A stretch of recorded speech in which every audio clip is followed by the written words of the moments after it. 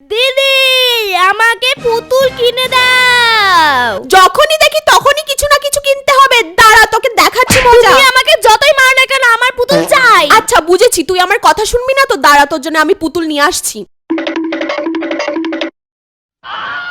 এই নে বনু তোর পুতুল। আমি কি তোমাকে এই বারবিটা আনতে বলেছি? তাহলে না না না না না, আমি ওই বারবিটা আনতে পারবো না। তুমি কি তাড়াতাড়ি যাবে নাকি এই বারবিটা ভেঙে দেবো? না না দাঁড়া, আমি যাচ্ছি। চিপে চিপে চাপা চাপা রুবি রুবি।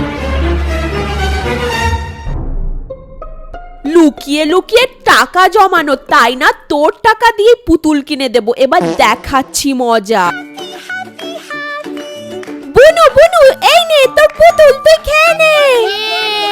আমি তো তোমাকে এই পুতুলটার কথাই বলছিলাম। Thank you. কিন্তু কিন্তু কি? তুমি তো বলছিলে তোমার কাছে টাকা নেই, তাহলে তুমি এটা কি করে কিনলে? আমি তো তোর টাকা দিয়েই তোকে পুতুল কিনে দিয়েছি। এবার দেখ কেমন লাগে। তুমি আমার জমানো টাকা খরচা করেছো?